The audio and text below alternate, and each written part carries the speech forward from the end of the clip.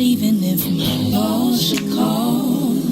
The world, it seems so very small. 'Cause nothing even matters at all. Nothing even matters. Nothing even matters at all. Nothing even matters. Nothing even See, I don't need no alcohol. Your love makes me feel 10 feet tall. Without it, I go through withdrawal. 'Cause nothing even matters at all. Nothing even matters. Nothing even matters. Nothing even matters. Nothing even matters. These buildings can drift out to sea. A natural catastrophe, but there's no place I'd rather be. 'Cause nothing even matters to me. Nothing even matters. Nothing even matters. Nothing even matters. Nothing even You're part of my identity. I sometimes have a tendency to look at you religiously. Yeah, 'cause nothing even matters to me.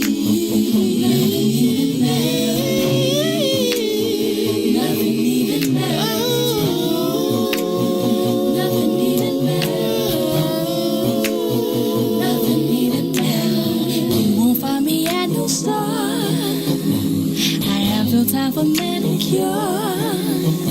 With you, it's never either one. 'Cause nothing even matters.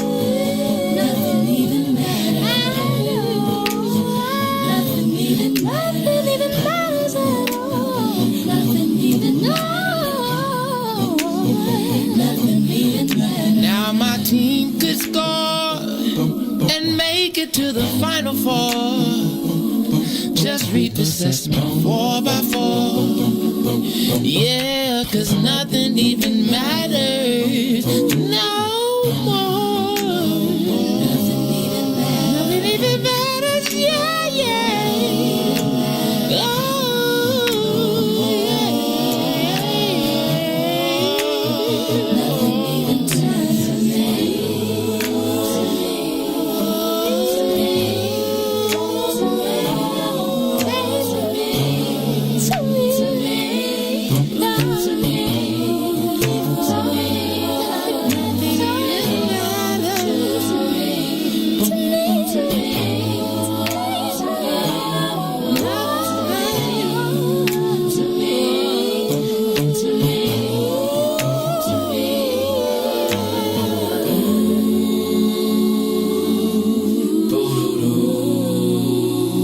Nothing but you. WIFTBPM. Live from What's in It for the Black Media Studio. The problem in the past has been the man turning us against one another. Take a journey with Salim. Come with me into Muwakkil'S world. We have been unable to see the truth because we have been fighting for 10 square feet of ground. It's Muwakkil'S world. Can you dig it? Can you dig it? Can you dig it?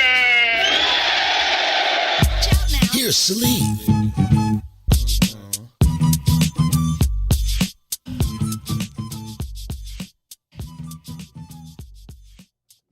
Greetings, family. I am Salim Muwakkil, and I welcome you into Muwakkil'S world on this balmy. It's really warm out here. Wednesday, March 10th. The snow still hasn't melted from last week, though. Today we'll be talking to Sister Yvette Moyo, who's the co-founder of Real Men Cook. That whole phenomenon, that's a phenomenon, you know. It's been a phenomenon since the 90s, really. It's taken over the country. And actually, much of the planet, really, because it embodied a very, very important and powerful idea, and that's men have domestic duties and abilities as well. Real Men Cook is the name of her organization, and you know, she's also the prime mover of many other efforts designed to lift Black people into greatness, including she founded MOBI, which is the marketing opportunities in business and entertainment. It's a consortium. And she's found in Chicago, the Quarry, which is a place on 79th Street that offers a lot of interesting events, and it really specializes in a lot of jazz performances, which is one of the few places on the South Side where you can get some really quality jazz performances. The Quarry. She also publishes the South Shore Current and West of the Ryan magazines, and many, many, many other pursuits. This sister is really a dynamo of activity, and we'll be chopping it up with her during the first hour. And in the second hour, we'll be talking. We'll have a return visit from Brother Mark Wallace, another dynamo of community activism. Brother Mark right now is on the warpath against many of these fines and fees that are being imposed on really citizens who can least afford them by the city seeking resources where it can better seek them in other places, but it's going to the to its regular sources of income, where it has plundered folk for many, many years, and it is doing it again. And Brother Mark is really determined to bring attention to that and stop it, as well as many other things that the brother's up to, and we're going to talk to him a little bit about what's on his mind. So, you know, I hope you'll enjoy it. It should be very enlightening, and we are going to begin with Sister Yvette. How you doing, Sister Yvette? Glad you could join us. Are you there?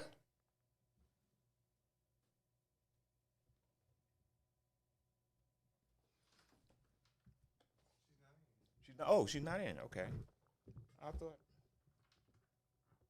All right. Again, we are not quite in sync. There she is. Sister Yvette, how you doing? Hi. I was having some serious problems on how to get in. Okay. Well, you seem to have conquered those problems. I have conquered those problems. Thank you. All right. Thank you for joining us. How you doing today? I'm great. Busy as usual. So what's on? Okay, I gave the listeners a little bit of a prompt on what you've been doing in the past, and how you've been such a force for change and for lifting us up to our traditional greatness, as we used to say. And so just give us a glimpse of that by what's on your agenda today. What do you have scheduled? Well, right now I'm missing our weekly MOBI call, and MOBI, Marketing Opportunities in Business and Entertainment, is a series that I started in 1992 because I was working in entertainment, doing productions at the Regal and doing Real Men Cook, which is in the second year. And I was also working for the Black Entertainment Sports Lawyers. So, you said second year, so you began Real Men Cook in 1990, right? 1990. Okay. It is now, we're in our 32nd year. Wow. And as I was pointing out, it is actually a global phenomenon, in fact. Yes, it is. And this year, even more than ever, because we partnered with the Samuel DeWitt Proctor Conference, which is the conference of social justice ministers all over the world, not just in the United States. And so some of those churches will be hosting small Real Men Cook events so that we stay safe during COVID, but still feeding the community food on Father's Day to celebrate the generosity of Black men and the connectivity of Black men to their families and communities. And in addition to that, to really spread these healthy messages that we've been doing since 1999 in association with Real Men Cook. We've always had a health and wellness pavilion where people could get their vegetarian meals. That was before vegan was a word. Mhm. And I so, remember those days. yeah. Hmm. So Yeah, I that's mean, one thing. your idea. I mean, that idea resonated so strongly that you have to say, you have to say it was really an ingenious idea. It came from somewhere, from the void because it resonated so strongly, and it's still resonating. What was your primary purpose for creating something like Real Men Cook? It was about our family. It was about having left a job after 11 years of high performance, and then quitting the job to get married, to start a huge blended family, and to say that we get a chance to choose what our families look like. We get a chance to say what love looks like, and then to see my husband at the time, who we stayed together 20 years and created Real Men Cook together. Hmm. When we had the kids, What's his name? his name is Kofi Kofi. Moyo. All right. Kofi Man. Moyo, and he's Mm-hmm. been retired for 17 years now. Okay. And we he when we would have the kids with us, all the kids and my nieces and nephews, which ended up being about 13 kids that we would have a lot during our marriage. He wanted to cook, and I was like, really? And he's like, yeah, when the kids come, I'll take the cooking. You don't have to do that. And I was like, wow. And he cooked wonderfully. He didn't cook while we dated. And it just blew me away. And when I heard of a woman named Lana Turner in Harlem who had a fundraiser for her son's art school called Men Who Cook, I Mm-hmm. called her to ask permission if I could use the concept, even pay her a fee to allow me to use the concept of men Oh. cooking to What's raise her name money. again? What's her Her name name is again? You got Lana Turner. Lana Turner. Lana Turner, and she created Men Who Cook. And so the first As year, in the actress's name. as in the actress's name, but she's a sister in Harlem that Okay. loves the arts, that loves the community. And I think I just asked her too many questions, and I was too much of a marketer for her because I had this vision of what Real Men Cook is today. And she said, just do it. Just do it on Father's. Do it whenever you want. Do it however you want. So instead of single men cooking for single women to raise money for a cause, we changed it to men cooking for their families and communities for a cause. And we were Mm-hmm. able to give away $1 million, over $1 million in cash, and also Mm. in services to nonprofit organizations. The largest contribution over the first 10 years was Community Mental Health Council, Mm-hmm. and they received 150,000 from us, and we are remained until their closing the top Black-owned donor to that Okay. nonprofit. Very good. Very good. And that's because that idea is so potent. It's such a It is. powerful notion that It is. Black men are deeply involved in the domestic activities of their family. Yes. And only now is the research showing that Black men are more connected with their children, do more Mm-hmm. of the domestic work. And it has been, we call this the revealing the invisible man. The Mm. invisible man that has been snuffed out and attempted to be snuffed out by the powers that be. And yet we rise together. Men don't rise without women, women don't rise without our Black men. And so I'm a woman for fatherhood. And we've gone in so many directions with our nonprofit Real Men Charities that stemmed from the spirit of Real Men Cook. And so we do everyday work in the community uh, under that banner. We Mm-hmm. also, including free food for children that started in September, based on the Panthers free breakfast program. Mm. And every day at our venue that we purchased in 2018, we provide free meals to students that normally and families that normally would not have a meal Mm-hmm. because of the schools being closed or because some other fear about COVID. So Mm-hmm. when in November, when things closed down with actually people coming into our venue, our guys deliver them. And it's a beautiful thing. If you are on Facebook, you can go to Real Men Charities and see video of our men leaving the quarry with 50 meals to give them away free to people in the community. That's been going on every day, 5 days a week since October. Whew. Beautiful, beautiful, Yvette. And we began the conversation talking about Moby and how that's like a parallel activity that you have created. Now, and from '92, you were saying you have been doing Yeah. that. So go ahead and So expand on that a 92, bit. right. So as I Mhm. said, we were working in entertainment. We were producers. We were doing activities for sponsors. We had book publishing. I was a book publishing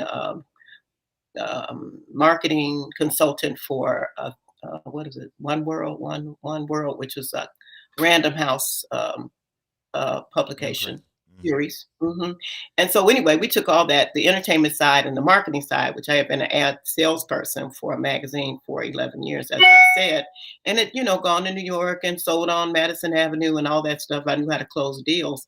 We just said, if I could bring those corporate people that work for the Coca-Colas and the General Foods and Gillette Company and KFC that I worked with, if I could bring those Black people within those companies together with the entertainment marketing people, the Andre Harrells and the LeBaron Taylor from Sony, and bring those people in the same room, what could we do to build and accelerate the Black business flow in our community? And that was 1992. And now we had a 12-year hiatus. We could count $200 million in business that we steered to Black people that were either with their own businesses or in corporate America that we steered, that they met each other at Moby. We could track that. And in the first 10 years, we took a 12-year hiatus, and we have been back since 2017. And now the Moby series, Moby Symposium, Moby Mondays is like probably the number one national Black marketing learning place of learning and education for advanced marketing Yeah. concepts in the country. Beautiful, beautiful. Tell me, Yvette, have you, since the time when you first delved into this idea and tried to expand on the notion of Black corporate entities merging together, or using folks from like the temples of capitalism to do things for the Black community, have you found there to be a change in attitudes? Are Black executives more willing to do this than they were in those early days? Actually, yes, they're just as willing, but back in the old days, they had budgets. The difference is because people have big titles and no authority to move money into Mm-hmm. our community. And so I really, that's the difference. And if You mean if the the difference now is that they don't have the money behind them? no, they have no control Okay. over what the company does Mm-hmm. with their money, no direct control. Now they Mm-hmm. might be talking to a CEO like we need to do this or do that. And what I've seen in corporate America, more Black people are getting positions where they can actually talk to the CEO because they were not C-level positions. They were, you know, oh my goodness, I could just go on and on because I had this history of being a woman in advertising. Mm. And by the way, if you hashtag women in advertising, you'll find a series we just ran last week on Black women, the leaders in advertising, and how our Black agencies have been killed, actually Mm. murdered by major advertising agencies. They, Let's take a side. That's a very provocative um, observation. Let's take like a little side trip into that. Why do you say that? How has that happened? there's something that was called total marketing, total market, total market.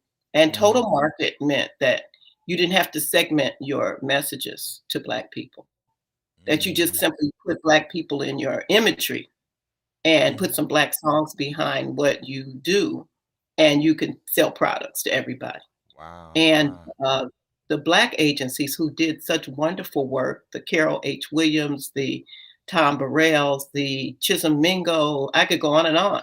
There are agencies that are just skeletons of themselves today because they are now creative agencies not able to get the business and place the business and create the strategy to Mm-hmm. to sell the products. And when you create that strategy to sell the products, give back is already inherent in that.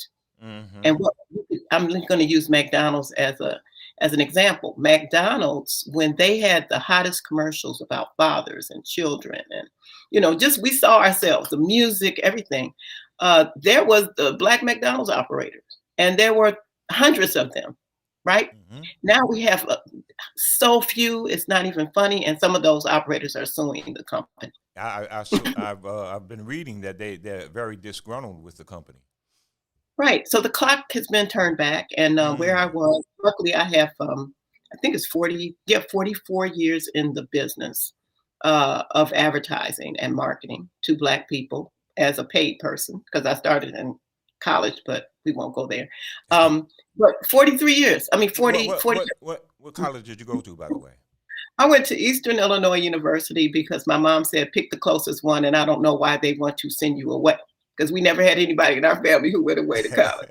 So I went to Eastern, which was 3 hours. Eastern did a good job. Eastern did a very good job.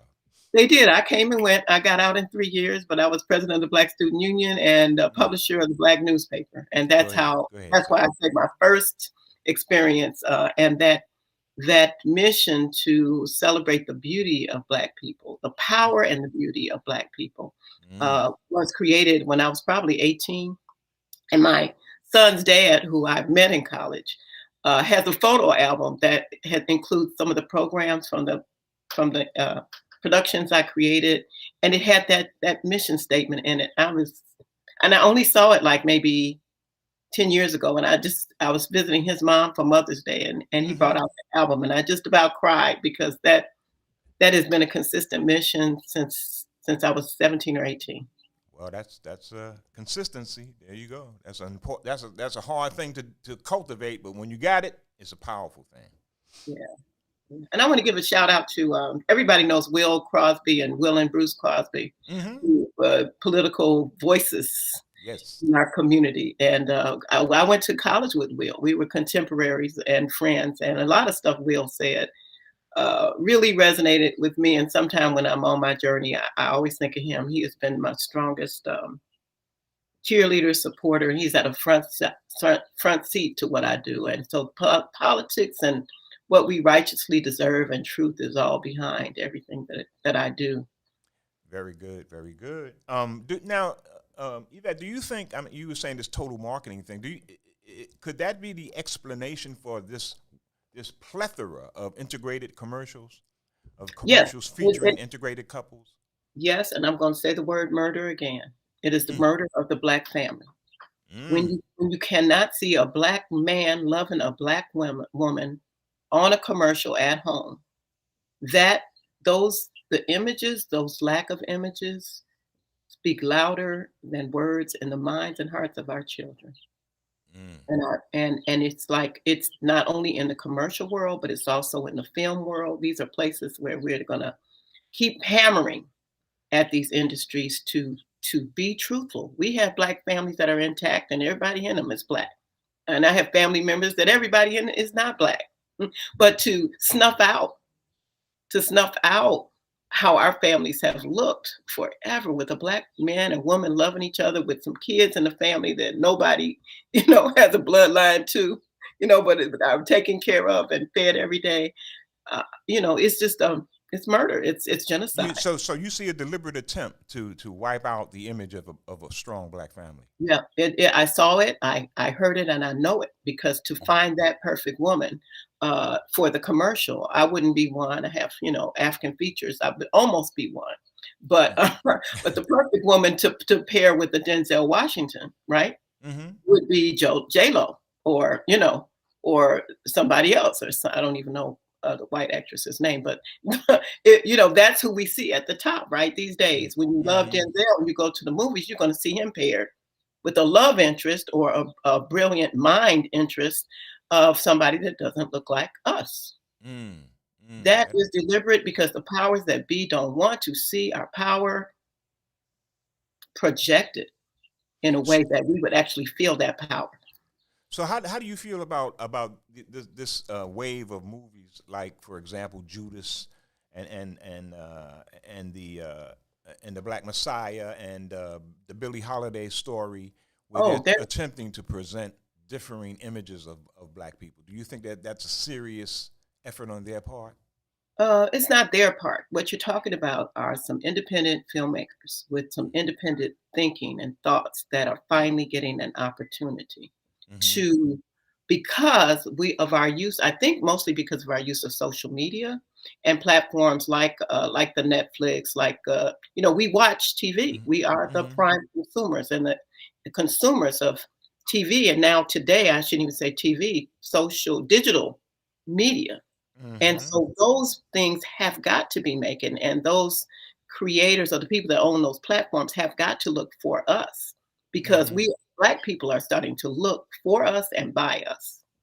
For us and by us is what we're looking for right now, and we're looking for the truth. And I remember when rappers, having been in the music related industry for so long, I remember probably in the '90s, mid '90s or so, when we finally accepted hip hop as a culture and a genre that would be finally, around. right? Finally, Finally, it took us a long time. Not Moby. Sure Moby was accepting, but we finally. And so I remember the rappers coming to me and being so hurt that they did not know their own history, with tears in their eyes. Grown men with tears in their eyes, and it was Tupac that knew the history because his parents taught him the history. But most of these rappers had no idea what he was talking about. But he sent them to the encyclopedias. He sent them to some Black publishers. He sent them to ISIS and John Henry Clark and to Mahaki Madabute and Sonia Sanchez and others that they could model and hear from. So without the Public Enemy put them on. Absolutely. So it's that's why I say murder our possibilities. The constant. But so you see, you're saying Netflix and them are responding in some ways. So the commercial incentives are behind their response to absolutely. There's no other. I mean, there's no morality involved here, or a sense of racial equity. Money talks, and the reason that Total Market in advertising came on is that the Black agencies were winning every single award for not only creativity but moving products, ROI, return on investment. And once those white agencies saw that, they're like, let's eat them up. Let's eat them up. Let's take all their people. Let's eat them up, rape them, and kill them. And I mean that's business. And so, and in a way, there is no love in business, and you could get killed in business, and this was purposeful and knowledgeable, and it happened.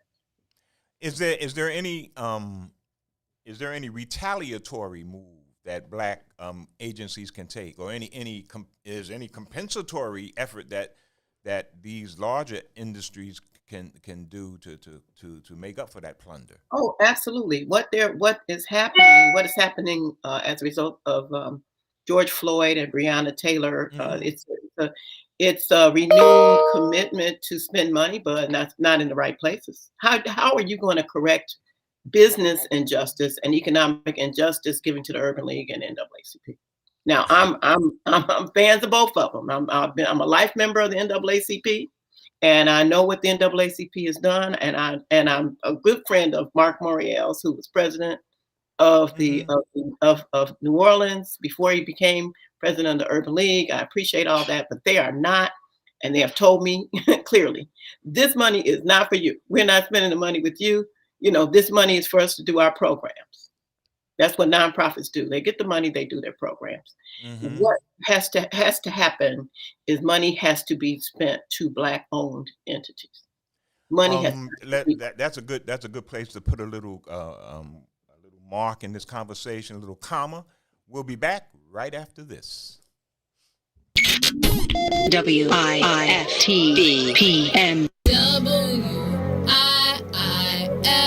WIIFTBP. Media's just for you and me. WIIFTBP. Media's just for you and me.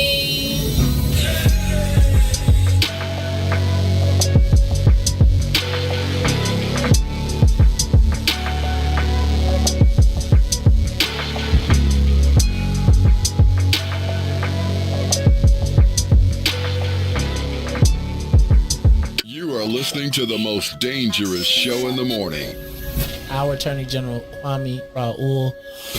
I have reached out to the Hospital Association and the Med Society to talk about how proactively we can talk about implicit bias in healthcare and begin to address the situation system-wide, because I've also simultaneously directed my civil rights team to begin to look at that and look at ways that it may have manifested itself. We've done so historically with regards to the nursing home industry, where you've had some nursing home owners that staff disparately. So if they're in a Black community, they won't have much staff as they will in a white community. We've taken that on from a civil rights standpoint, and we're prepared to take on other instances of implicit bias in healthcare. Utilizing your office to investigate civil rights and healthcare as a civil rights issue. That's actually pretty powerful, and it demonstrates how we have to be working in coordinated efforts with our elected officials in places and positions of power.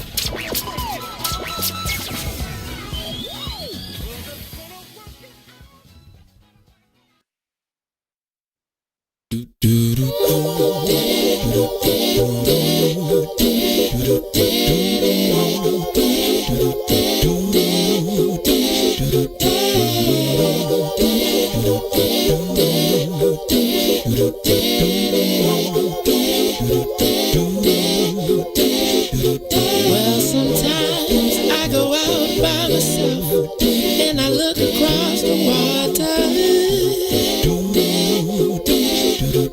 and I think of all the things what you're doing, and in my head I paint a picture. Well, since I've come home, well, my body's been a mess, and I miss your ginger hair and the way you like to dress. Won't you come on over? Stop making a fool out of me. Why don't you come on over, Valerie?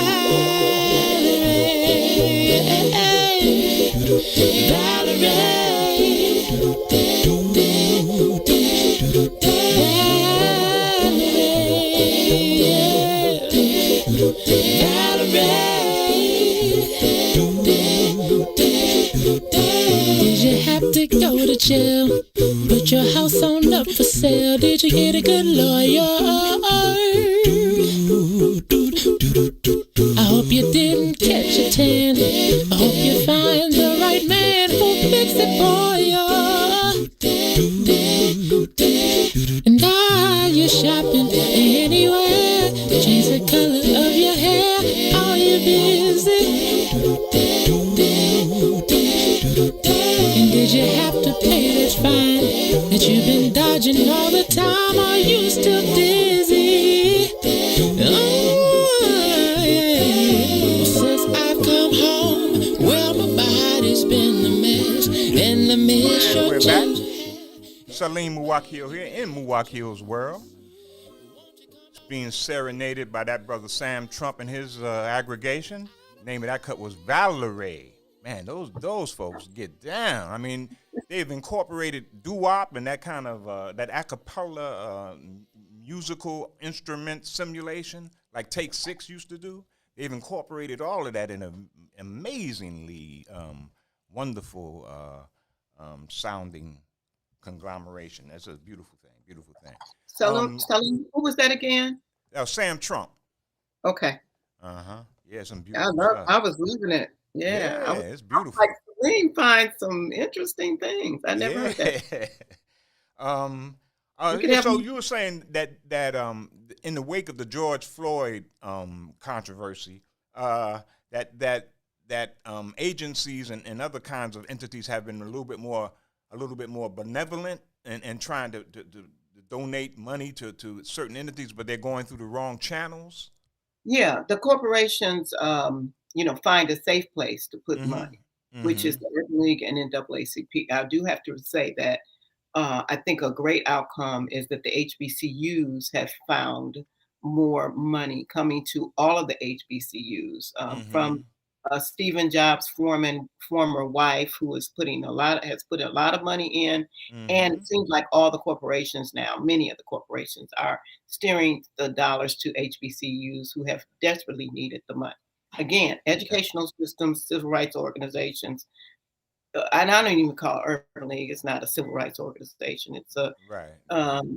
it's a voice. Social services organization, essentially. Right? If you want to say social services, but they don't like serve the people we serve at the quarry. Right. I would say, But you know, they're not. Black Lives Matter reportedly got a pretty big spurt of donations as well. Yeah, that's controversially. I am okay with whatever dollars come to help whatever causes, and I'm definitely not bashing the Urban League or the NAACP. What I'm saying is, as a business owner, a nonprofit, executive owner, a creator, the dollars have to flow to the people with a heart for the people, people with to know from a grassroots point of view what has to happen for the people. We can partner with hospitals, we can partner with mental health agencies, we can partner with other people, but it's your chambers, Black chambers of commerces, your local chambers of commerces, and there needs to be a requirement that X number of those dollars flow to Black businesses, not just to teach and train them, because some of that money is out here, but to allow them to use their own brain and their own heart to serve their community. So with some unrestricted funds. So you're saying a more efficient way to distribute these loosened funds is to be more parochial, to focus more on local Black businesses and not so much social service agencies. Is that the point you're making? We need all of them, but if we're going to build wealth in our families and our communities, the flow has to be through businesses. A social service agency, it could give you a link card, but that's not building wealth. Come on, so you could buy your food from week to week to week, but you can't think about nothing else but waiting for the link card so you can buy your food for link to link to link. So it has to be like, if I'm at the quarry, and I'm definitely advocating for my businesses, the quarry, Southside Drive magazine. When we get money, we push it right straight back out to the community. I just told you about our, and I know people may be confused. Real Men Charities is the nonprofit that now is producing or presenting MOBI, the MOBI conference series. So it's combined. All of that is combined in one entity? Yes. Yeah, okay. So what we did when we did the relaunch of MOBI after being dormant for like 12 years is looked at our articles of incorporation for Real Men Charities. And it was to expand the spirit of Real Men Cook, which is the spirit of, and the spirit is healthy families and communities. Now, you can't be healthy without businesses. You can't be healthy without your culture. You can't be healthy without health programming. To say to a young mother that you're not feeding your children and not give her some recipes or, show her how to get in the kitchen is criminal. I mean, it's just, I worked for model cities when I was in my 20s and I quit. Model cities. Woo! I remember those two words. Yes, I was in Cabrini Green. And you know what the model city is now? White people over on Claiborne and Montrose. Making a whole bunch of money. An Apple store, mega Apple store, automobile dealerships, all kinds of enterprises. That's the model city. And you know who's not in it? Black people. Yes, ma'am. Yes, ma'am. Exactly. And were we on the wrong track? No, we just never had power. We never had voice, and we never had power. I think that we're now seeing voice. We had a chance when Harold Washington was alive, but because we're so emotional, because our hearts trump our minds sometimes, which is not all bad. We mourned Harold Washington, and there was a part of politics that we didn't participate in, other than what we wanted, which what we really wanted was Harold back, And so we missed the opportunity to go in and get what was deservingly ours during that time. Yeah, well, that's why I asked were we on the wrong track, because a lot of times we weren't thinking in terms of using the government as a kind of empowerment vehicle, as many white folks were. We were looking at it as simply a vehicle for equity, a means to rework our racial choreography. We Yeah. wanted to change that, but we weren't looking at it as an empowerment agent. And now I think we understand how it can be that as well. True, we do, and we couldn't because look at Black Judas and the Black Mm. Messiah. We knew Mm-hmm. when I was in college.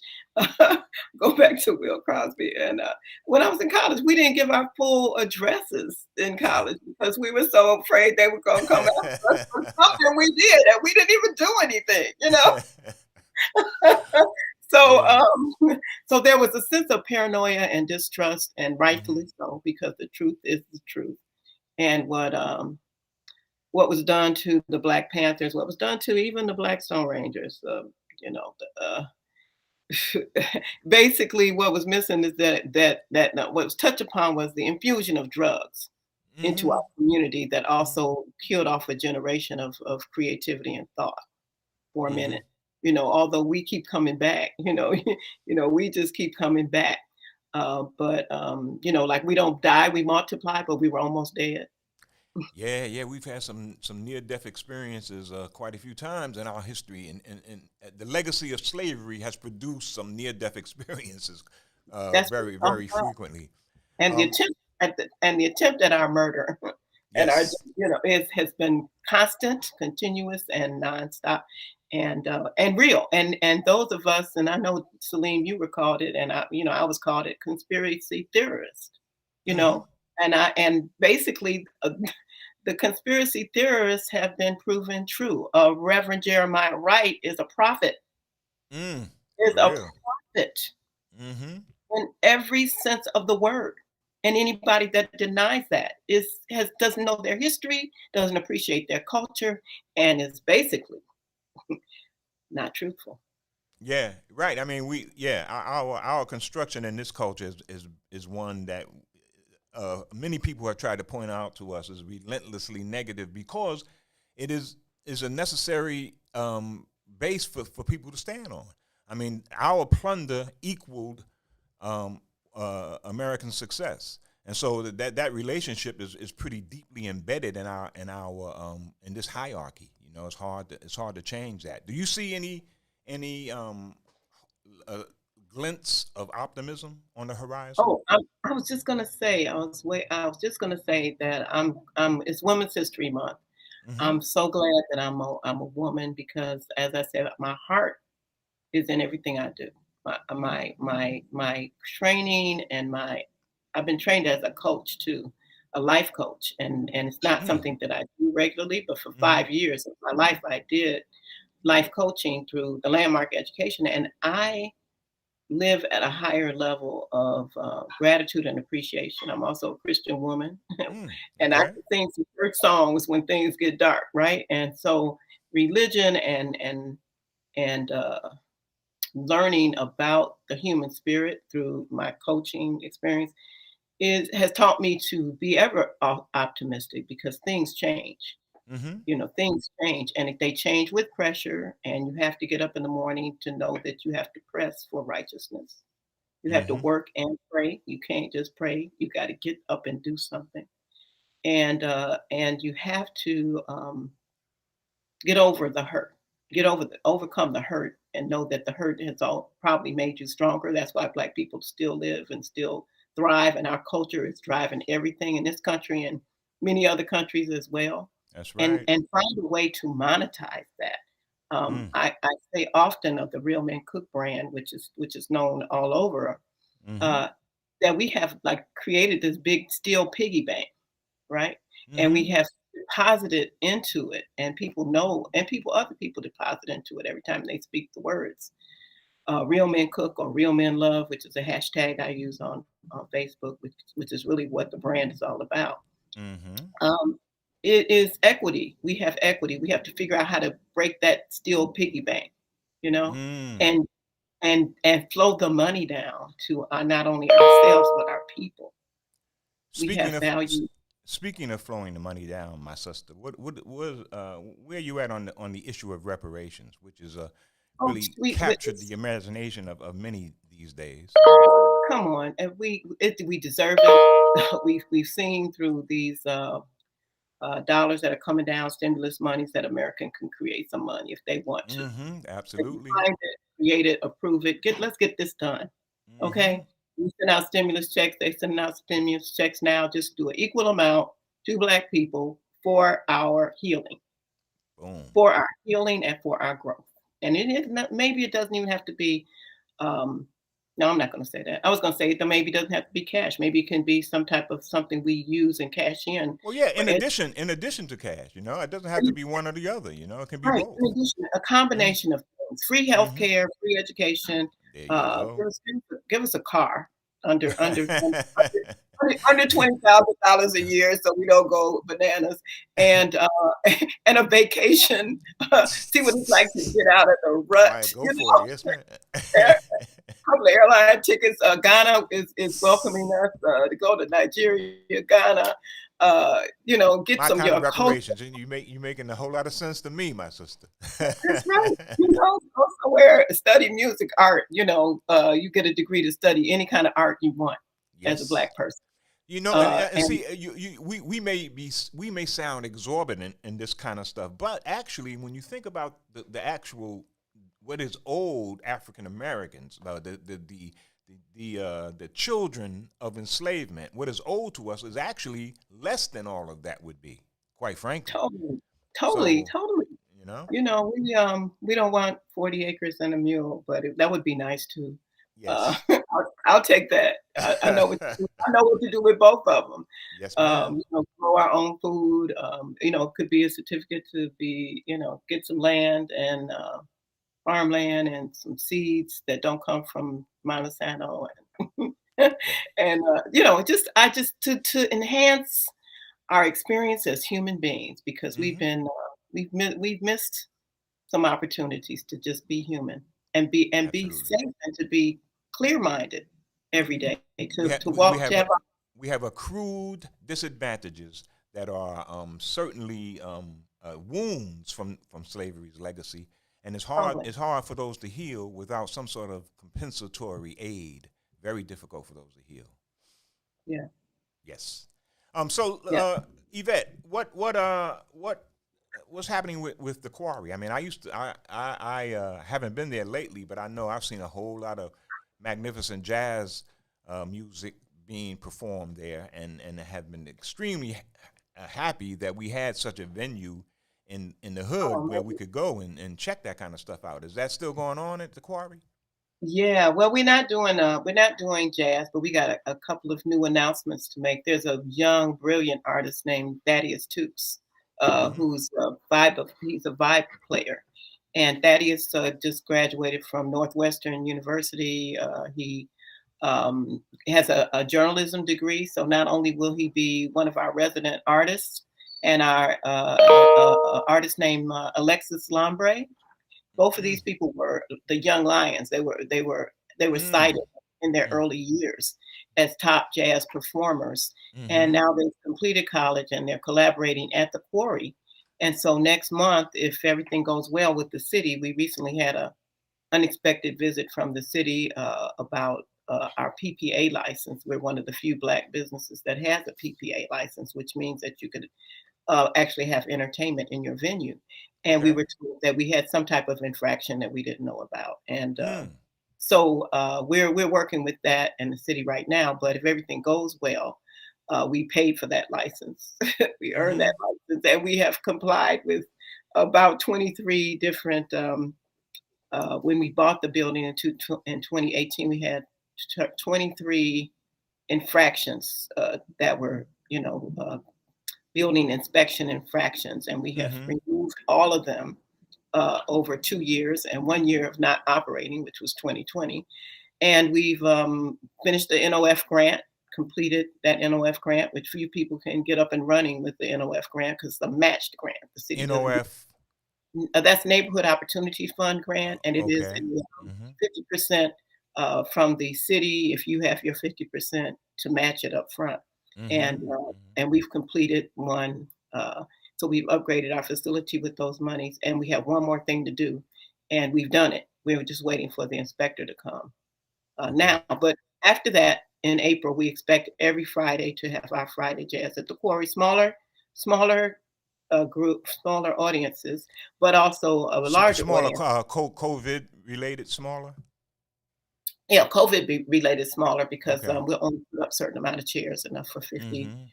50 guests. So those will be advance tickets. And, if you have a special date, birthday or something, you want to get your people to buy their advance tickets for that date. And it becomes like a private party. And we'll Mm-hmm. have the best jazz in the city like we had in previous The years. best, for real, I for had real. 4 years under my belt of having uh, weekly jazz at the Mm-hmm. Quarry. That original idea, which was Mo Better Jazz, that took place 2 years, and then my own at the Quarry for 2 years. So uh, jazz artists are waiting for us because they got paid. They got Mm-hmm. paid. They got paid just like they would be paid downtown by the Quarry to perform every week, and we can't wait to get back to that. We had over It's that 110 shows. there's a void on the south side because you haven't gotten back to that. So when you get back, everybody will be much more pleased. Thank That's for you. sure. Thank you. And you are also publishing this publication, The Current, which features many outstanding personalities in our community and many other things. And how do you how do you manage to do all this, Yvette? I mean, you're a dynamo of activity, as I said. Well, What's yeah, motivating you? I am. I used to be an all day, all night person.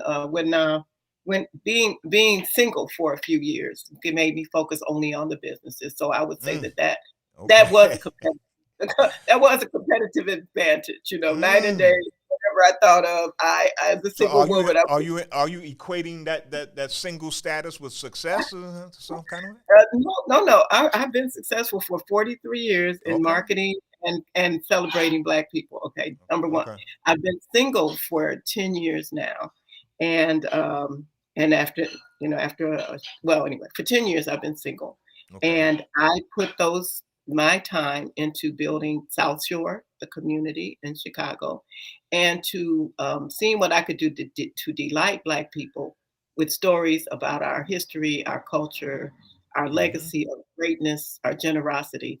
And Mm-hmm. the magazine is the South Side Drive because we did start the current, the current magazines, but we expanded our territory by creating the South Side Drive magazine. And our Okay. tagline is Guide to the Good Life because Uh, we really believe that we have a great life in Chicago because it mm, is so much culture, it's so much beauty, it's so much of an underground community of Black people doing such great things that we want to guide the future into a very good life here. We want to do what Lori Lightfoot, our mayor, wants to do. We want to bring people back. We want mm-hmm. them bring them back to a place of history and culture that was magnificent, that was called the Mecca of Black business, and it's uncomparable in its cultural soul. And I want to touch the cultural souls of the people. So I keep creating and creating, but the key to having these things that exist all at the same time is a great team of Mm, people. And our mm-hmm. team consists of a 40-year-old PhD in psychology. So we're constantly healing with the involvement of Dr. Obari Cartman, Mm-hmm. Dr. a Cartman, yeah. 32 Dr. Obari Cartman. He's Powerful been with brother. us for 4 years and blossomed. And now Mm-hmm. he's president of the Chicago Black Psychologists and still serves our organization as our program manager. And Okay. he does weekly men's healing at the Quarry. And that is a, COVID restricted number of people, but yoga for men, men's healing circles, African drumming is all incorporated in that every Sunday activity that's been going on at the Quarry for over 3 years. We also, so these people lead, I create, and now they are creating, and you're going to see me less and less in the mix, but Dr. Obari Cartman, our executive director, is 32 years old. Hmm. Allende Cartman, who's a spoken word artist, a mentor, a uh, what do you call it, social justice activist, Mm-hmm. and he leads the nonprofit Real Men Charities. Uh, Charles Charles Phillips leads as general manager of the Quarry. He is 32 years old, and Hmm. he leads with Con Lamb, who is from South Shore, who knows the community, who has protected the Quarry because he seriously knows from a grassroots level what it was like for it to be Terror Town It's Mm-hmm. called Terrortown on I that remember 70 those feet. days. I remember those days. I Right. mean, like, that a lot of people were reluctant to go to the quarry because of that at first. But then you had, at the time, you had a parking lot attendant who made sure that everything was cool when you parked your car. Yes, we did. Yes, we did. Mm-hmm. And so that's the quarry. And then running the magazine is again Obari is my associate publisher. Thaddeus Tukes is coming in as You our want editor. to in your magazines, in your media presentations, you want to focus on positivity and not deal with things like, for example, Chicago is, this new level of carjacking and that kind of those kinds of threats and No, negative you know, stories. you know what? Stay away Chicago from is a crime. those. Chicago is Al Capone City. It is a city of crime. It is a city of guns. We did not create that. We lived into it. That's Mm-hmm. going to happen. I'm sorry that it's happening, but the more we have quarries and men's wellness circles, and we have music and culture and art, and these young people know they have a place they can go, the less that will happen. And if Mm-hmm. these kind of things can be funded in Inglewood and Brownsville and other places throughout the city, that's we could reduce that kind of situation right away. Those are nothing but young people doing what young people do. My brother stole a car. Okay, Mm-hmm. and we have an intact family, mother, father, everything, blue Well, collar workers. like I often say, everything we did to have fun when I was young was illegal. It's right. It was because what you don't have a lot of chances to do a whole bunch of other stuff without money. Oh, Mm-hmm. my dress seems crooked. I don't know what's going on, guys, but I like this dress. Anyway, It, oh, it there we looks it looks all right. go. On Okay, you, everything looks symmetrical. okay. so so look. So what's up? What are you got any current plans that we should know about? Anything that we should be on the lookout for? Or should we help publicize? Yeah, What's up? April 3rd, we have a conversation between men, and that is the early part of what's called Health Month. I call it Priority Health Month. Other people call it Minority Month, but I don't use the word minority. So it's Priority Health Month. We have had more Black men who have died of COVID than any other group of men. We have Mm, decreased the life expectancy of Black men by 3 years due to COVID, which was mm, already about wow. 15 years less, Mm, which is already about 15 years less than the average male in Chicago. And we're going mm, to talk about what it's going to take. What will it take for men to live long enough to collect Social Security? dig that. Okay, Woo. that's another boon to the national economy that Black men don't get a chance to largely collect Social Security. They don't make it to 65 years old. So how about Mm-hmm. 50-year-olds get Social Security? Okay, that's another thing in reparations. Black men. All Mm. Black men who reach the age of 50 get a Social Security check. $2,000. You I know, like your you thinking, my sister. I know, like come your on. thinking. Yeah. So after the first No, couple of spin, but this thing April 3rd. I mean, yes, it's a there is it's there's going to this be a vaccine hesitancy on our part has to be addressed as well, right? it's yes, and I think that is going is softening Mm-hmm. because a lot of white people have gotten a vaccination and a lot of Mm, Black people. And our people said, I won't get it until I watch white people. And, I got to watch to see what happens. They've now watched and they mm-hmm. see that we're still here. I've had both my vaccinations. And so Mm-hmm. some of the naysayers, even my dearest friends are saying, all brothers that said, I ain't getting no vaccination, I are hear you. now saying, hey, I want to travel and I don't want to travel with the encumbrances. So Yes, I'm right. going to get vaccinated. So it's okay. It's going to be okay. But those are some of the conversations we're going to have. But Yes, it's ma'am. also about love. A Black man lives longer when he's married. Woo. All Most right. men live longer when they're married. And see, So, um, my sister, we are running out of time. Unfortunately, we only have an hour with you. I understand you are in great demand, so I won't try to extract more time from you. And I appreciate the time that you spent with us today. And I hope that we can get you back for a more extended period where we can talk about many other things. So I really appreciate it, Yvette. Thank you, and I hope that you enjoyed the conversation as well.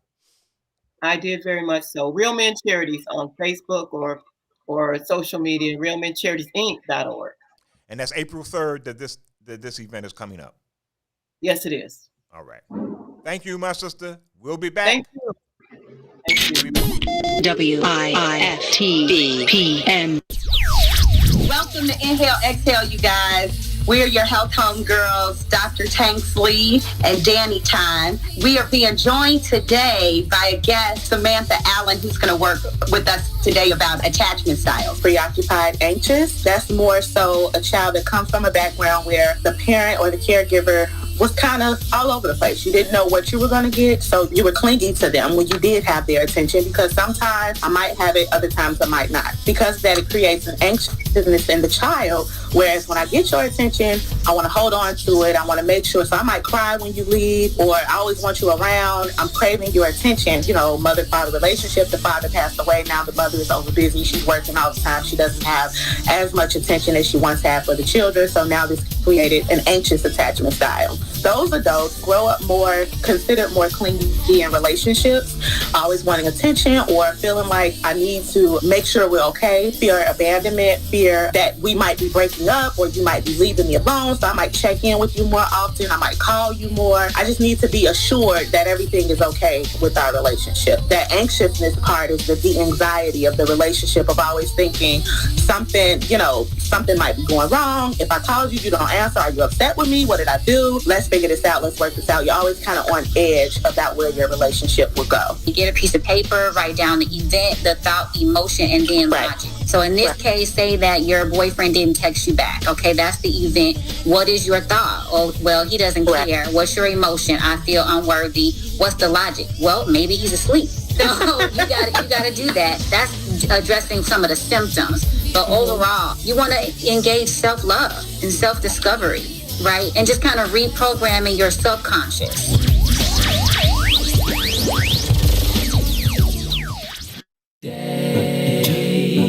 Check.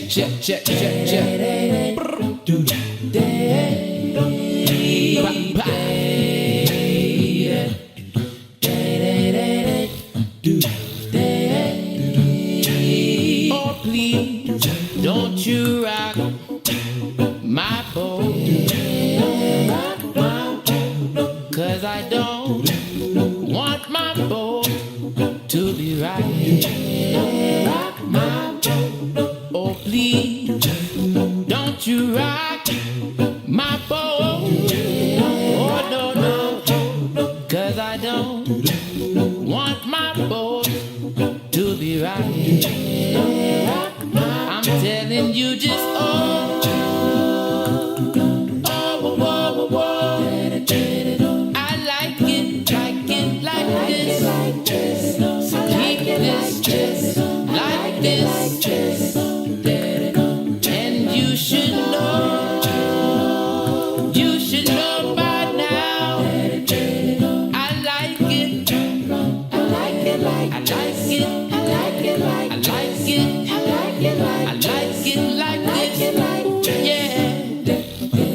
Satisfy my soul. Oh yeah. Satisfy my soul.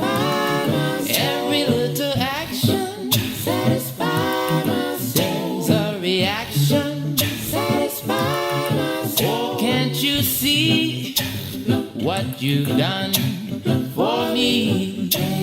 Oh yeah, I'm happy inside all of the time.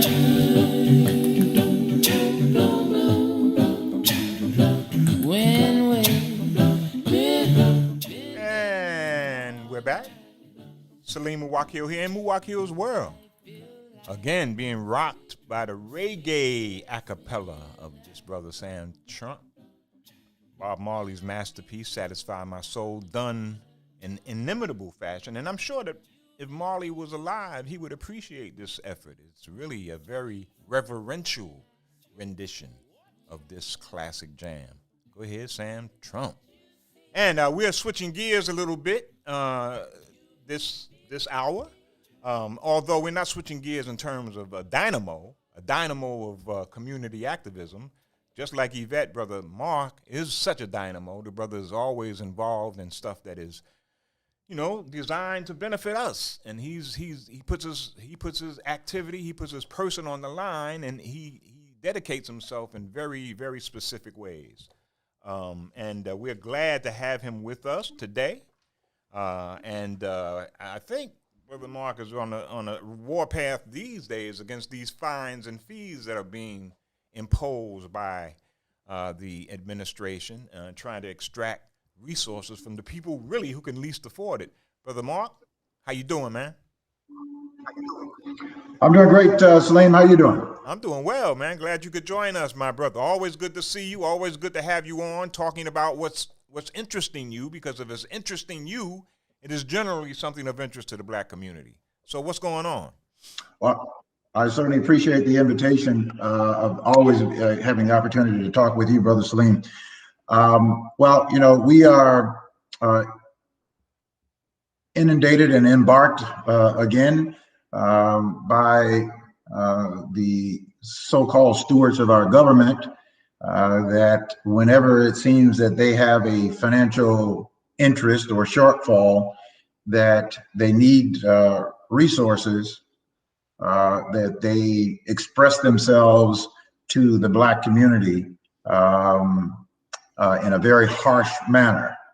It doesn't seem to happen the same way when it is in reverse in terms of the need for our community, that there does not seem to be an expressway with such aggression to provide those kind of resources. And so the mayor has reversed her promise in a rather predatory manner, rather egregiously, that they have a shortfall in the budget, as they always claim. And they decided, and someone probably pitched to the mayor, that one of the easiest way to generate revenues is let's make the photo enforcement a much more stringent and much more restrictive basis that they can't help but contribute to the financial shortfall that the city has. And so what the mayor has done is not that she has passed a new policy, but she has certainly reduced the speed limit to 6 miles over the speed limit for anybody who is traveling in what is called a school safety zone or a park safety zone. So that if you're going 6 miles over the speed limit, that you will get a $35 ticket. Well, they started that used to be permissible, right? 6 miles over the speed limit. That was like a grace thing. Well, they initially, when Rahm Emanuel first passed it in 2011, they were initially going to do 6 miles over the speed limit, but we pushed back on that and got them to concede that they would extend that to 10 miles over the speed limit during certain periods of time within school safety zones or park safety zones. Barring us being able to get it eliminated, we were able to get them to back off of that. Okay. And so they went to the 10 miles an hour, where you would get a $35 ticket when children are present in the shot. Okay. Now the mayor is saying, Mark, this fight was an extension of your already established fight that you had against red light cameras, that you had some victories in forcing them to admit some things as well, right? This is an extension of that fight, right? Right.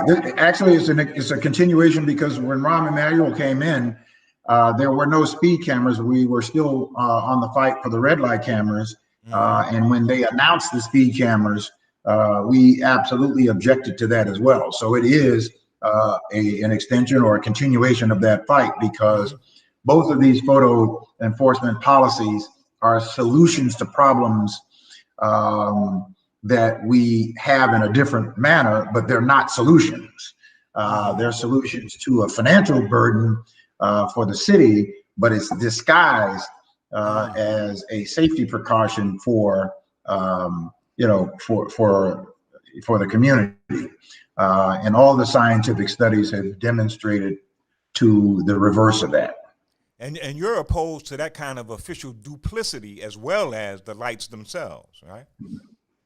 Oh, absolutely, absolutely. I, like anybody else, know that we have some reckless drivers on our streets, but we don't have proper solutions to that, which there are other mechanisms that have been studied for decades all over the country that actually do work to improve traffic flow and traffic safety, that for some reason the city of Chicago is not interested in implementing. For instance, if you had a intersection where you have a high number of traffic crashes at that intersection, federal studies, have been done, and universal studies and scientific studies have been done that says that if you increase the speed or the timing at the amber light by 1 second, you can reduce crashes from 50 to 75%. That's at intersections. Those are real things, actions that could bring about real results. There are other things like speed monitors that you could place on roads or streets that you believe that you have reckless drivers or high speeders on, that you could gather that data that could tell you where you need to place more sources of police traffic control officers on those traveled roads. And that has shown a great decrease. Wherever you have a police vehicle, that is a great deterrent to anybody who is traveling on that street, whether you're driving the speed limit or not. You see a police vehicle, you change your behavior in driving.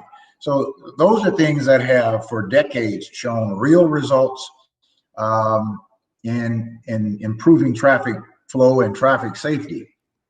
And you see no attempt. And you see no attempt from the administration or other forces of government to implement those more effective strategies.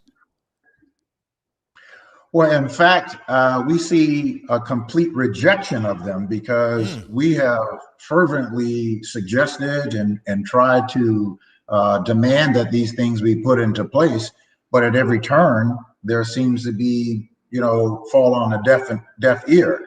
So I'm of the opinion that it is a complete rejection of that, because they know that if they were to implement those measures that actually get results, then it would reverse the course on the kinds of revenues that they generate from red light cameras and speed cameras.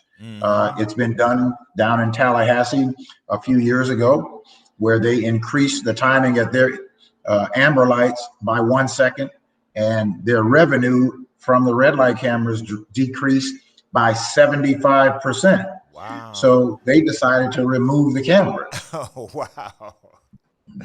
Oh man, you can't really beat that kind of empirical evidence. But what do you offer any alternative as a resource generator? Do you offer any alternative to the government which may say to you, well, we hear what you're saying, Mark, but man, we can't get resources from anywhere else. We have to get them where we can, and unfortunately, that's in people who officially violate the law. So isn't that more fair than any other kind of taxation? They might argue. Well, they might and might have that argument, but it's actually an argument that doesn't really hold any real weight or any real water. But I have an answer to that, and it's not a matter of them that they can't. It's a matter of what they won't do. We could create 15 to 20,000 jobs on the south and west sides of Chicago that will pay people livable wages in the labor and in the advanced manufacturing area, that will create hundreds of millions of dollars in tax revenue. and that will certainly reduce the kind of financial strain on the governmental bodies that we have. The other thing that we could do, but that they won't do, is that they could change the financial transaction tax prohibition that they have in place to allow there to be a financial transaction tax on certain trade that will also generate hundreds of millions of dollars in revenues to the state, local municipalities, and to the city of Chicago. So there are things, concrete things. The first thing you said, was that the airport? Were you talking about the airport? Well, the airport is a third thing. The one thing that I'm talking about is duplicating what they have done and what I have been trying to convince the mayor, who we thought that we did convince her when we pitched it to her that this would be something to do. She said she was very interested in it. And this was duplicating what they have done down in Columbus, Mississippi, where they have brought in 21 different manufacturers and have offered them subsidies, tax subsidies in trade, that they bring their businesses and that they hire the people and train the people in the communities. And they did that, and it's been a great partnership where it's been a win-win-win situation for everybody. And you have black, white, Republicans, and Democrats who love that program. They took unemployment from 20% to just under the national average in less than a decade, and have gotten people out of poverty in Mississippi. And 60% of those. This was the first alternative you were talking about. This is what you're. This is the first alternative. Okay. Yes. Yeah. And they call it the Golden Triangle. And we could have our own Golden Triangle here. The mayor is always pitching about that she wants to, and she has a real commitment for changing the economic conditions on the south and west sides of Chicago, where their plan that they have with the whole Southwest development is somewhat of a reverse plan. It's like building a shopping center and putting in retail stores in the middle of a desert of unemployed people and expecting those people to be able to go there and buy goods. You have to create the purchasing ability of people to be able to go to your businesses. When you create jobs, businesses will come because people will have resources to buy their goods. What attracts people, and Mark, what attracts businesses to this Golden Triangle are tax breaks, generous tax breaks? Generous tax breaks for them to come and invest and bring their business to the Golden Triangle. The other thing that is that they are able to train people to come in and to operate their businesses, and everybody's doing very well. The people who live in those areas have gone from earning $24,000 to no $1,000 to now earning $60,000 to $112,000 a year. They have a much improved workforce, and the municipalities and the local governments there are generating hundreds of millions of dollars in return for their tax subsidies. So there's a return on those investments that the governments are giving. That seems like pretty powerful empirical evidence that approach works. It would seem to be an easy sell. Well, there's no question about that. There's empirical data because it's not a pilot program. They have now been going for almost 20 years, and it's been extraordinarily successful in the poorest region of the poorest state in the country. So if it is happening there, and everybody is thriving and benefiting from it, the states are benefiting from it, the local municipalities are, and the people are benefiting from it. It would seem to me that it should be an easy sale to do, but unfortunately, it has not been. Now, I pitched this to the mayor when she was first elected, and she was rather excited about it and had me to meet with her economic development people. But all I got from them is, we're broke and we don't have any money. Well, Mississippi was much was much more broke than Chicago could ever be, and they made it happen. And it also seems to chime in with the notion that, these high-tech startups that Chicago was focusing on, trying to encourage high-tech startups and giving them incentives of various kinds. It would seem to be right in line with that logic. Well, the difference is with the high-tech, they build those high-tech centers, but they import staffing from other places. And we have people who are, tech savvy, but we also have a labor pool of bodies that need to earn a living, and we have people who are coming out of high school or going through high school that are not college bound, but they have to be to be trained to do something, and they have to earn a living to do something. And I just look back through the history of Chicago's blue collar employment, and in the 50s, 60s, and 70s, 70% of all Black employment in Chicago was in a blue collar job on the south and west side of Chicago. And those blue collar jobs sustained a significant number of Black businesses and banks that are all but gone on the south and west sides of Chicago. And a lot of people miss that connection. That is indeed what provided the economic vitality of much of Chicago, were those blue collar jobs that were they were everywhere. Really, people talk about those days when you could lose a job one day, cross the street, and get get employment that next day, or even that same day. So yeah, that was a time of amazing economic vitality. But what I was talking about in terms of the high tech analogy was that they invested in these high tech jobs, and they returned the investment. It would seem that logic would be operative when it comes to the golden triangle concept that you're talking about. It just seems to be a win-win situation. It's hard to understand why that hasn't been attempted in any kind of serious way.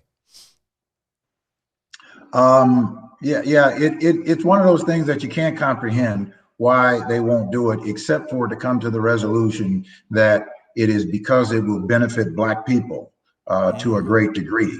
That is the only answer that I could come up with, that why you won't do it, because it's not a matter of can't do it.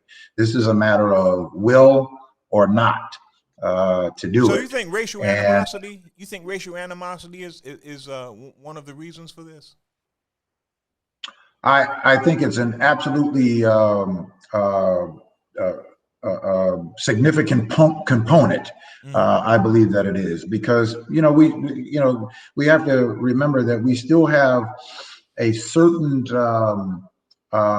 level of generation that still hold true to that supremacist attitude that are unfortunately in control of part of our politics.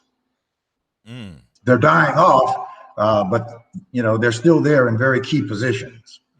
And some Blacks in political positions are beholden to that. Yes, sir. Mark, one of the alternatives that you mentioned is extremely inviting to me. I think it is only a matter of time before all of this country begins to deal with this financial transaction tax.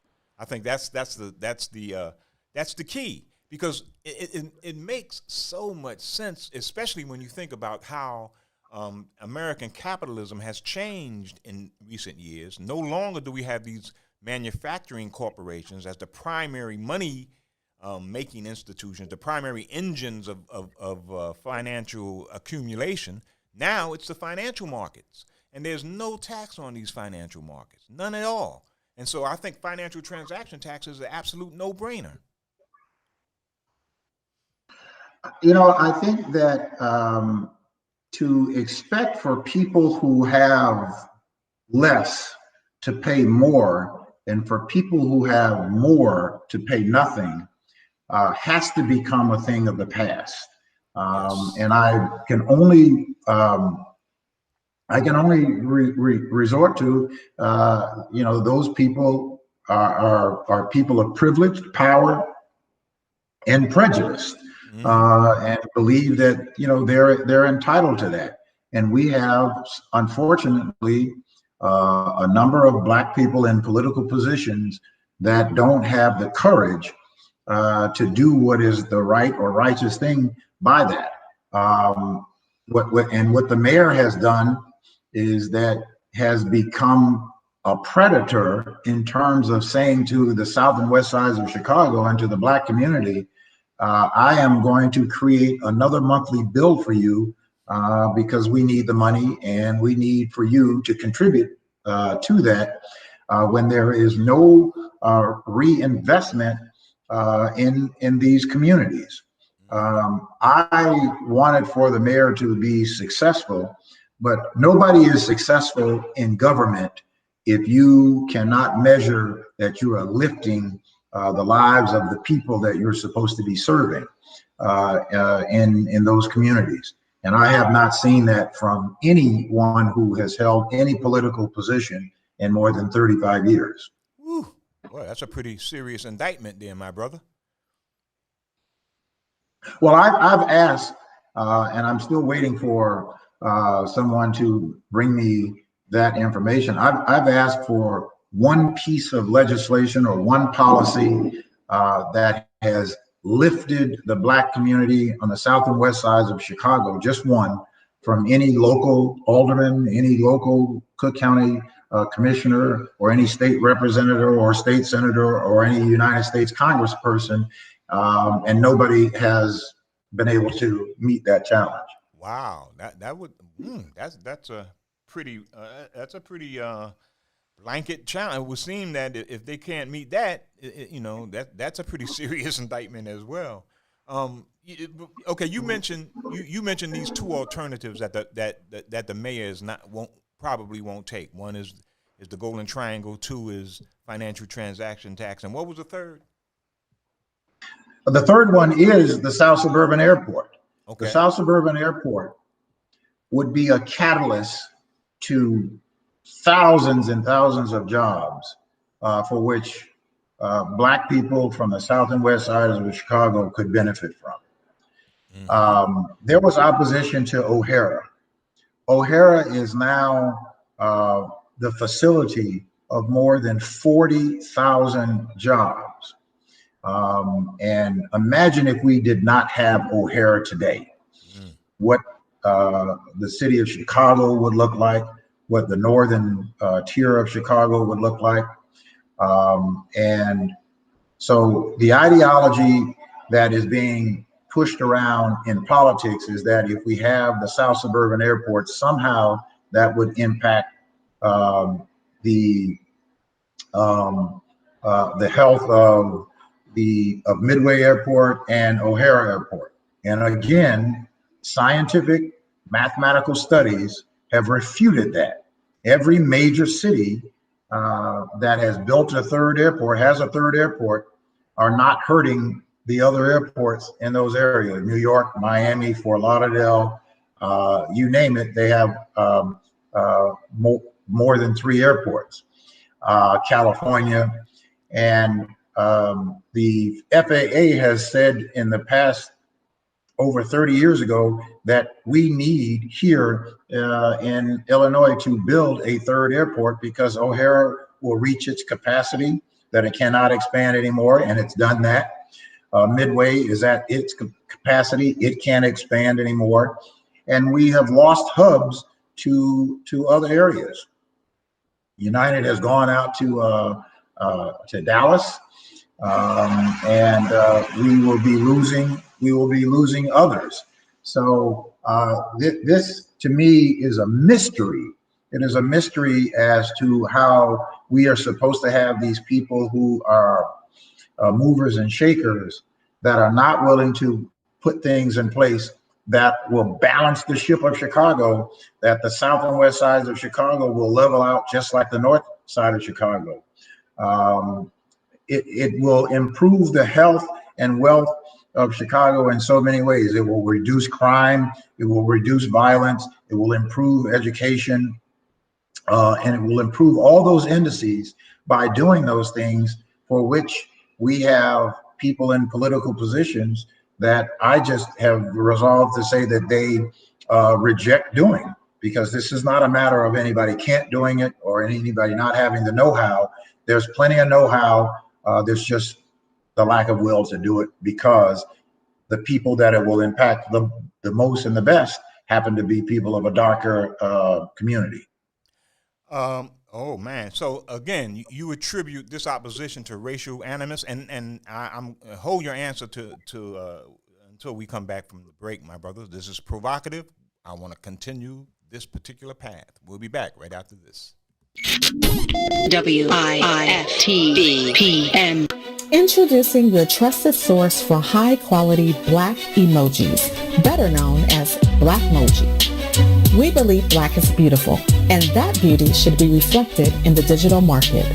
Now there is an app that does just that, starting with Black Greek letter organizations. Blackmoji D9 offers more than an emoji app. It is a cultural experience of Black excellence. Download the app in the Apple or Google Play Store to access a specially curated catalog of emojis representing the Divine Nine. Use the emojis to celebrate Black Greek events, acknowledge current events, support social causes, and learn about esteemed Black Greek members who blaze the trail of Black history. A portion of every subscription goes toward a scholarship fund specifically for members of Black Greek letter organizations to help keep the legacy alive. Download the Blackmoji app today.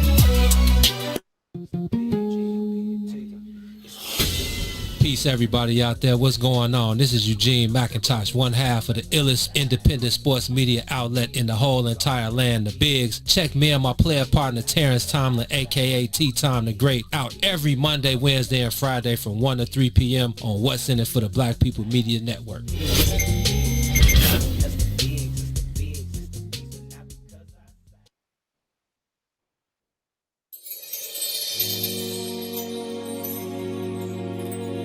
Tamika Scott.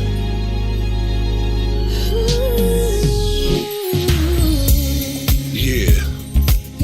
As we take this journey through life, we face trials and tribulations. But just know, the enemy is not gonna win. Cause the storm is almost over. That's right. The storm is almost over. Don't you give up, give up. You come too far to turn back now.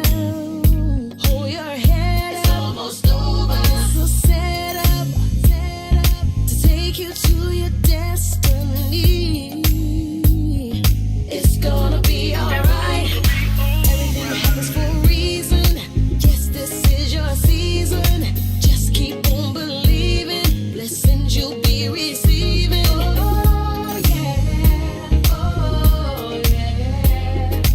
It will be alright. Throw your hands to the sky, lift your head up high. The storm is almost over. Everything's gonna work in your favor. You don't have to worry no more. What you're going through won't last. It's a test to take you higher. Just keep the faith, hold on, believe. The storm is almost keep on moving. Don't let nobody stop you, no. You're getting closer. It's almost over. You're a soldier. Now fight your way to victory. It's gonna be alright. Everything happens for a reason. Yes, this is your season. Just keep on believing. Blessings you'll be receiving. Oh yeah, oh yeah. It will be alright. Throw your hands to the sky, lift your head up high. The storm is almost over.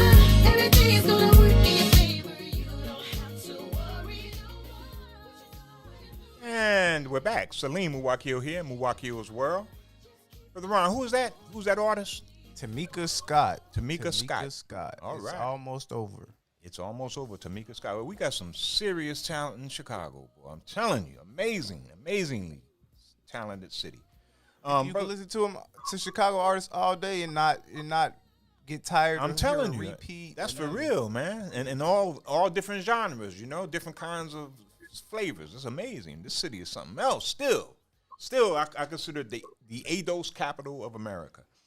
All right, Brother Mark, do you say that the opposition to the airport is also race-based?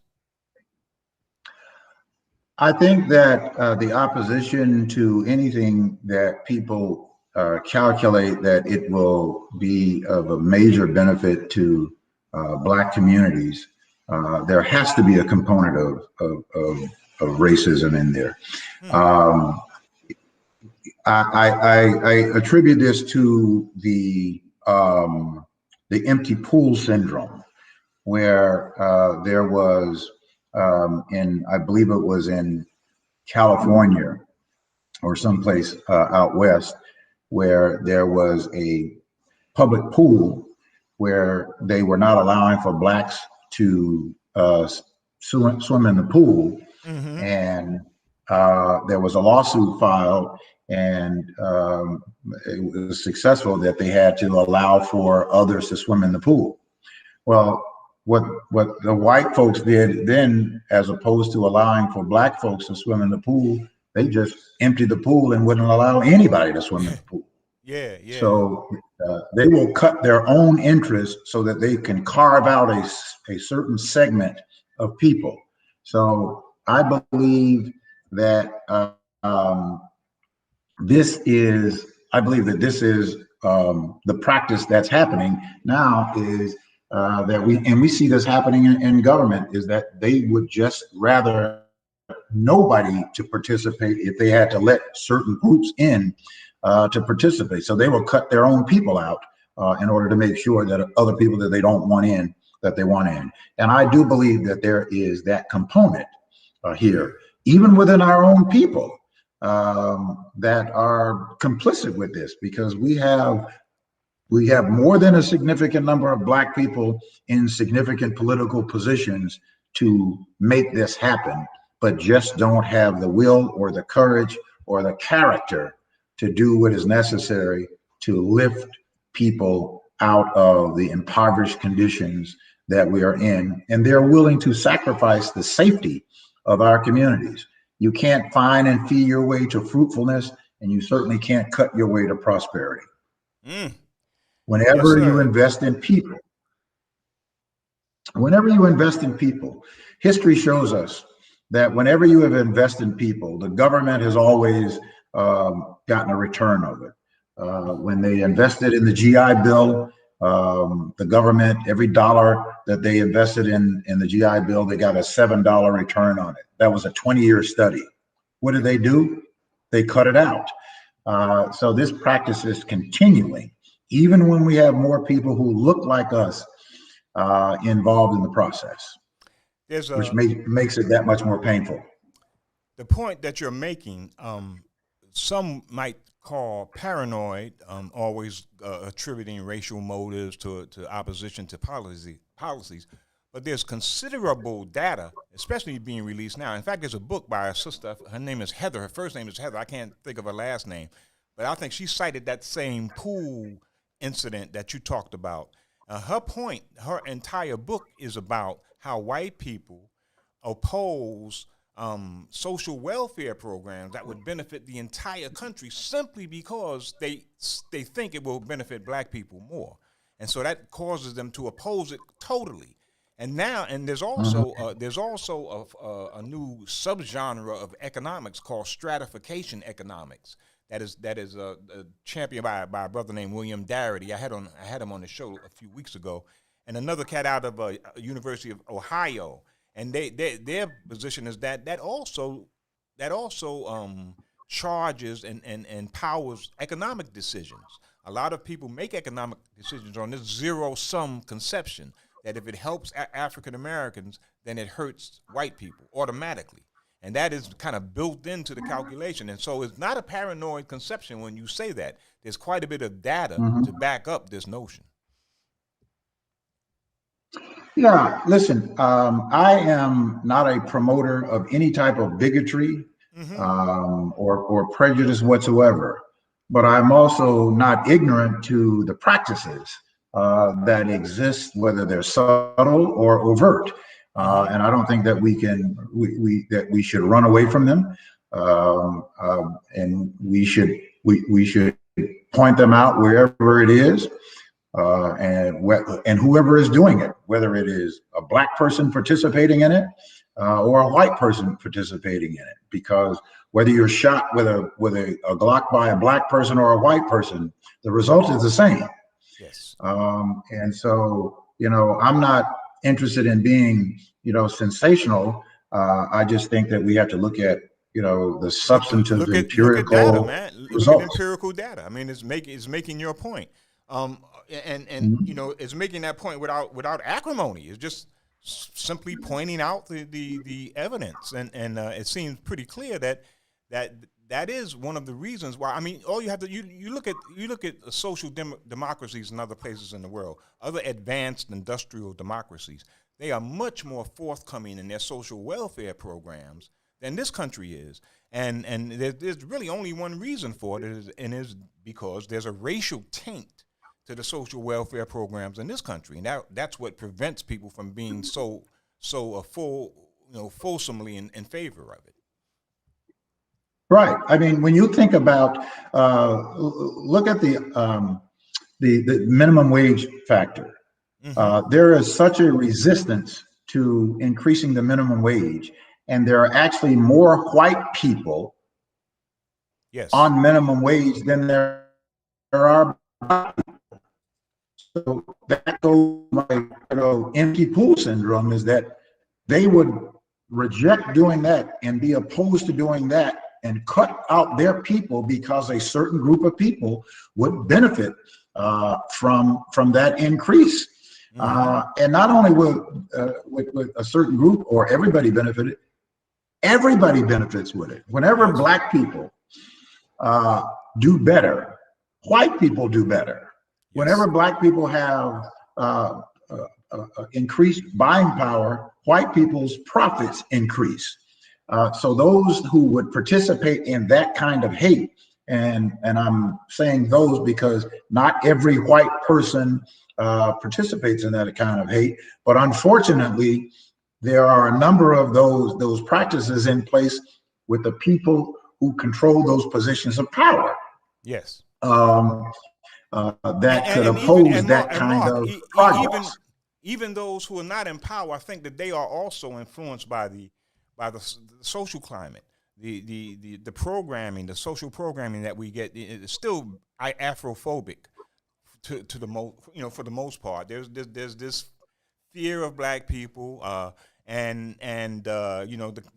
it's evidence in these Karens who come up, periodically, who are calling the police when they suspect any minor infraction of the rules. They're calling the police on black people. So yeah, there's this general disquiet that's still out here in the public. How do you feel about reparations, Mark? Because that would be the ultimate payback. Although virtually every economist of late has said that if reparations were truly provided for African Americans, this entire society would benefit enormously. This entire nation would benefit enormously, but you can't convince a lot of white people of that. Reparations is something that has to be inevitable. It has to be inevitable, and reparations must and has to happen. Reparations has to be something that is done to repair the enormous, immeasurable damage that has been done on a people who are the most hated people on the planet. There is no other group of people that's hated more than black people are on the planet. I was having, somewhat of a conversation with one of my good Jewish brothers, whom I love, and we were, comparing notes and over a sandwich, and he was trying to suggest that maybe Jews were more hated or more oppressed than black folks were. Oh, y'all were having an ouch contest? Yeah, we were having an ouch contest, but I quickly helped him to realize that his ouch was significant, but it is there was a continuation of the outs for Black folks way beyond 1945. No doubt. And he understood that. Did you convince him? Sure. It didn't take long. Okay. Didn't take long. But it's not hard to convince anybody who is willing to be open to the truth. That's absolutely right. Absolutely. And then someone who has experienced some of the pain that your community has experienced, although they benefit quite well now. But there's been some history there that they can identify with. But the continuation of oppression and pain on Black people and the hatred of Black people simply because you are dark. Now, not that I care anything about it, but I was I'm just perplexed at how anybody is surprised at what has happened to Meghan Markle right. in the Monarch. How anybody wake up and they're surprised at what was happening there. I mean, we could have foretold that it's just not if it will happen, as just let's bet on when it's going to happen. Yeah, I mean that's the actual birthplace of white supremacy. So yeah, I mean there's really little surprise from those who are aware of history. I think let me offer a little pushback to the I guess Black people would win the ouch contest, but I think the Roma, the Gypsies, are a close second. Everywhere you go on the planet, man, they are oppressed and derided and reviled even in many places, and that's really an extraordinary thing. I mean, I've been in 3 different continents on 4 continents, and each one the Gypsies are reviled, and that's a pretty amazing phenomenon as well. Well, that may be true, and I guess I will just ask you to point to Egyptians in this country. Are Egyptians more hated in this country, or Black folks more hated? The Roma people, the Gypsies, the people we call Gypsies. And I mean, when I came up, the Gypsies. When I came up in New York, when I came up in Harlem, man, we were afraid of we said the Gypsies would steal your babies and suck their blood. I mean, there was all of this mythology about Gypsies, and then when I went to Europe, I found the same thing. Even in Africa, I found the same thing, and in Asia as well. So that's a pretty universal situation for the Roma people, the Gypsies. I mean, I'm not nominating them as the winners of the ouch contest.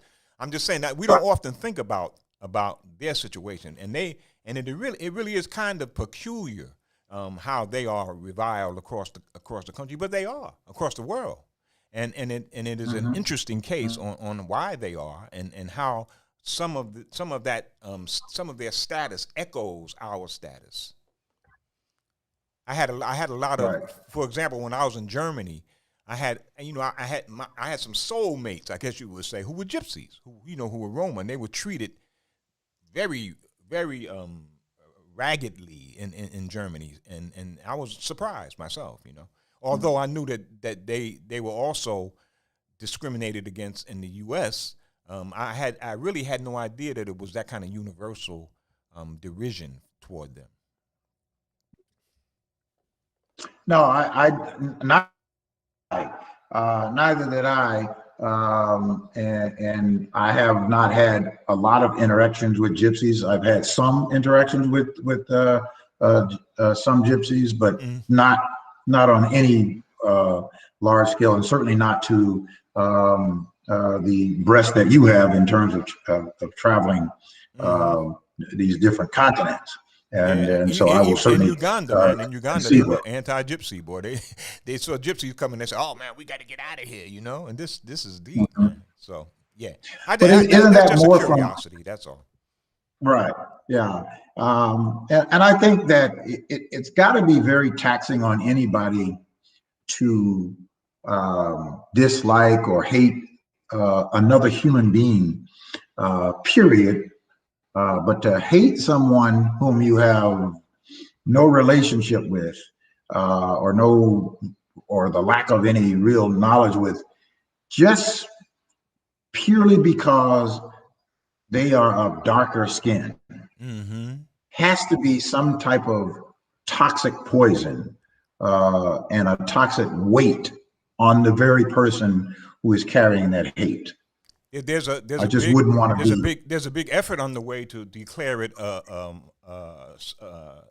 psychiatric illness. Well, I think that it will lead to a psychiatric illness because it's such poison.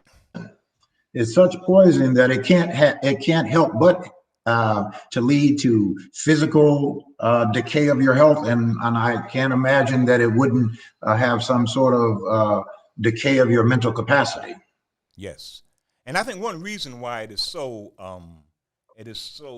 deeply embedded in this country is because of that history of enslavement. A lot of European countries are similarly xenophobic, but they don't have that history of enslavement, that social relationship with people who were darker skinned, and so they have a different kind of oppression. That's why a lot of African Americans find Europe a much less oppressive environment than this country because of that cultural element, that cultural aspect of the oppression in this country. The fact that we carry that accrued legacy of slavery, and that legacy, part of that legacy is how white people relate to us. That zero-sum relationship, their well-being is dependent on our degradation. Right. And I think in some of those areas in Europe that it's more masked because you don't have Black people who are challenging their power. And whenever you see that white supremacist power being challenged, or then maybe they're losing ground, you will see it become unmasked, like what happened here over the past. That's now happening. That we are seeing it with Meghan Markle, quite clear.